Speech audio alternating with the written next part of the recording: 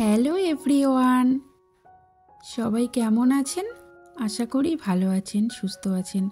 আর আমরাও ভালো আছি, সুস্থ আছি। আমি পিঙ্কি। আমার নতুন আরেকটি ভিডিওতে সবাইকে ওয়েলকাম এবং অনেক অনেক ভালোবাসা। তো আমার ভিডিওর টাইটেল আর থাম্বনেল দেখে সকলে তো বুঝেই গেছেন যে আজকের ভিডিওটি কিসের ওপর। তো আমার বার্থডের ব্লগ তো একটা শেয়ার করেছি আপনাদের সঙ্গে, সেটা হলো সকালে। আর ছেলের বায়নাতে বিকালে ছেলের পছন্দের একটি জায়গায় ওর মায়ের জন্মদিনে মায়েদের রেস্টুরেন্টে গেছিলাম। যাই হোক, ও ছোটো মানুষ, ওর বায়না তো কিছু কিছু রাখতে হয়, তাই না? ওর ইচ্ছা হয়েছে, তাই সেজন্যই সবাই মিলে গেছিলাম। তো সকালে তো পুজো দিতে দিতে বেশ কিছুটা সময় কেটে গেছে। তারপর খাওয়া দাওয়া করে একটু রেস্ট নিয়ে বিকালের দিকে আমরা একটু বেরিয়েছিলাম। আর খাওয়া দাওয়া করে রেস্ট নেওয়ার পর এই যে বেরোবো বলে টুকিটাকি যেগুলো পরে যাব আর কি, সেগুলোই গুছিয়ে নিচ্ছিলাম। তো এইগুলোই আজকে পরে যাব, তার জন্য একটু গুছিয়ে সাইড করে রাখলাম যাতে একটু তাড়াতাড়ি রেডি হয়ে বেরোতে পারি। যাব কৃষ্ণনগর মাদারসাটে, যেতে বেশ কিছুটা টাইম লাগবে, তার জন্যই এই যে একটু বিকাল বিকাল থাকতেই বেরিয়ে পড়েছিলাম। এখন আমরা যাচ্ছি স্টেশনের দিকে। দেখুন, যেতে যেতে ভিউটা এত সুন্দর লাগছে, সেটা আপনাদের সঙ্গে না শেয়ার করে আর পারলাম না।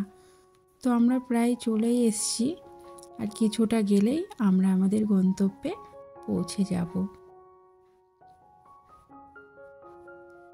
যাই হোক, বেরিয়েছিলাম তো ভালোই, মানে দুপুর ছিল, আর আমরা এখানে পৌঁছেছি যখন, তখন সন্ধ্যা হয়ে গেছে।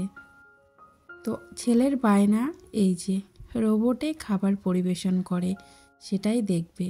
এর জন্যই আরও বেশি করে যাওয়া আর কি।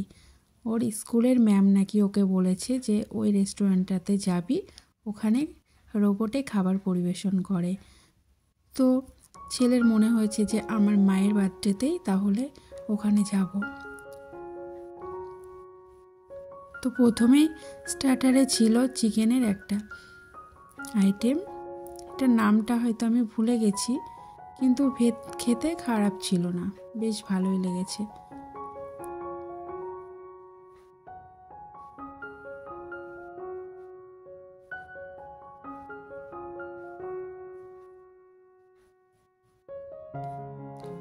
আমার ছেলে তো খুবই খুশি, যেহেতু ওর বায়না একটু রাখা হয়েছে তার জন্য।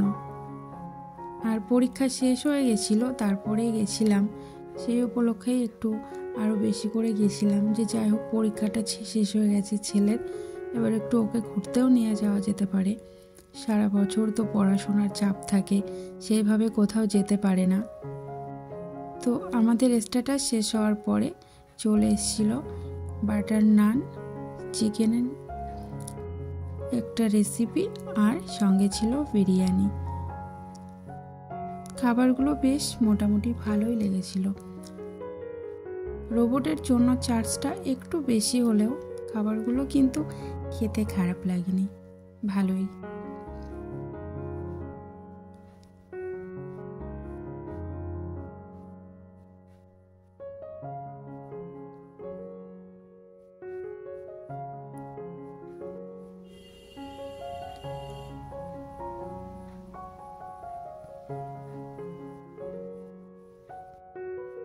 তো যাই হোক,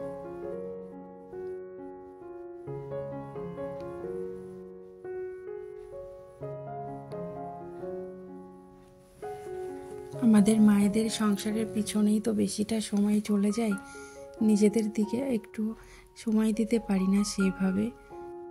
তো ফ্যামিলি সবাই যদি একটুখানি সাপোর্ট করে, এই ভালোবাসাটুকু দেয়, তাহলে মনে হয় আরও কিছু করি, তাই নয় কি? তো ছেলে তো খুশি হয়েছে, তার সঙ্গে সঙ্গে সবাই খুবই খুশি। যাই হোক,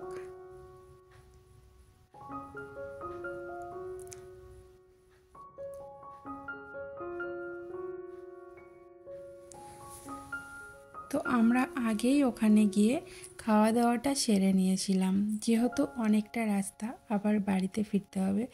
তো দেখুন অনন্যা মায়ের জন্য কেক নিয়ে এলো। তো ও বলছিল হ্যাপি বার্থডে মা। এই শুনে তো আমার ছেলে ভীষণ রেগে গেছে। ওখানে যে কেকের উপরে ও মা লিখেছে, ওর মা, কেন অন্য কেউ মা বলবে। রোবটটির নাম ছিল অনন্যা। আমি মিউজিকটা দিতে পারলাম না, যদি কপিরাইট আসে ওর জন্য। তো মিউজিকটা ছিল হ্যাপি বার্থডে মা। এই শুনে আমার ছেলে বলে, মা তুমি শুধু আমার মা, ও কেন মা বলবে। ওখানে মা না লিখে তোমার নাম দিলে ভালো হতো, কেননা ও তোমাকে মা বলে নিল। এইভাবে বলছে। তা আমি আবার ওকে একটু বোঝালাম যে বাবা ও তো রোবট। যাই হোক, ওখানে মিউজিক সেট করা আছে সেটাই বললো। তাই বলে কি আমি ওর মা হয়ে গেলাম? আর বললেই বা এতে কী হলো? এমন কিছুই না বাবা, অমন করতে নেই। তো বোঝানোর পরে যাই হোক একটু ঠিক হয়েছিল। তো পুরোটা যেটুকু হয়েছে ওর ইচ্ছাতেই হয়েছে। ওর ভীষণ ইচ্ছা যে ও মায়ের বার্থডে সেলিব্রেশন করবে। তো চলো, আমি বললাম চলো বাবা, তুমি যাতে ভালো থাকো, যাতে খুশি থাকো, আমরা তাতেই খুশি।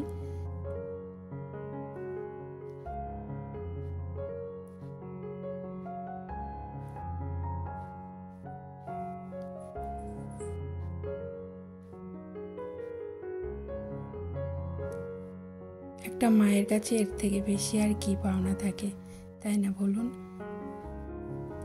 তার সন্তান যাতে খুশি হয় মায়েদের কাছে, সেটাই তো বড় পাওনা সব থেকে। আর কিছু কি লাগে? যাই হোক, সব কিছু কমপ্লিট হওয়ার পর আমরা চলে এসেছিলাম একটু মাদারসাটের গার্ডেনে। তো দেখুন কি সুন্দর করে লাইটিং দিয়ে সাজিয়েছে।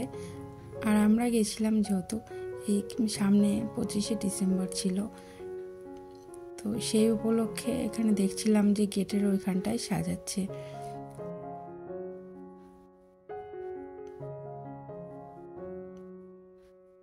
তো এখানে যাই হোক এই প্রথম এলাম, এর আগে আসিনি, বেশ ভালোই লাগলো।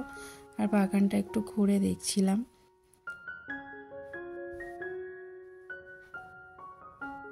এত সুন্দর করে সাজিয়েছে চারদিকটা, বেশ মনে হচ্ছে কিছুক্ষণ ওখানে থাকি।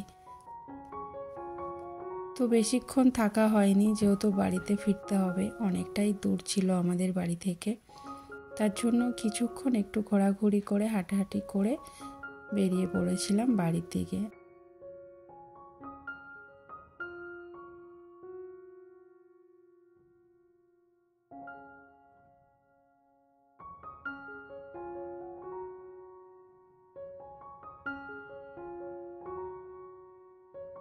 তো ওখান থেকে বেরিয়ে আসার সময় বাইরেই দেখি এই সুন্দর সুন্দর জিনিসগুলো রয়েছে।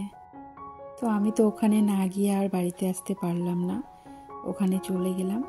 আর দেখুন কি দারুণ দারুণ কানের হার, এগুলো সব হাতেই বানিয়েছে। যেমন শান্তিনিকেতনের সোনাঝুরির হাটে দেখেছিলাম ঠিক তেমনই, কিন্তু ওখানকার থেকেও এখানের কালেকশানগুলো আমার বেশ ভালো লাগলো। আর দামটাও ঠিকঠাকের মধ্যেই। ওখানে একটু বেশি বলে আর কি, কিন্তু এখানে দামটা ঠিকঠাকই বললো। আমি একটা নিয়েছিলাম, সেটা ছেলেই আমাকে দিয়েছে। ছেলে কোথাও বেড়াতে গেলে যেমন ওর দিদুন সবাই আত্মীয় স্বজন টুকটাক টাকা দেয়, ও আবার সেই টাকাগুলো জমিয়ে রাখে। তো দেখুন ওর ওই জমানো টাকার থেকেই ওর মাকেও একটা গিফট দিল, এই মালাটি। খুব পছন্দ, বললো মা নাও, পরের বার যখন কোথাও ঘুরতে যাবে তখন পরে যাবে। তো আপনাদের কেমন লাগলো হাটটি অবশ্যই জানাবেন। তো তারপর আমরা ওখান থেকে বেরিয়ে চলে এলাম, কারণ অনেকটা দূর বাড়ি ফিরতে হবে। তার জন্য এই যে স্টেশনেও চলে এসেছি, ট্রেনের জন্য ওয়েট করছিলাম। তো আজকে এই পর্যন্তই, আবার দেখা হবে নতুন আরেকটি ভিডিওতে। ততক্ষণ সবাই ভালো থাকবেন, সুস্থ থাকবেন আর সকলের খেয়াল রাখবেন। ধন্যবাদ।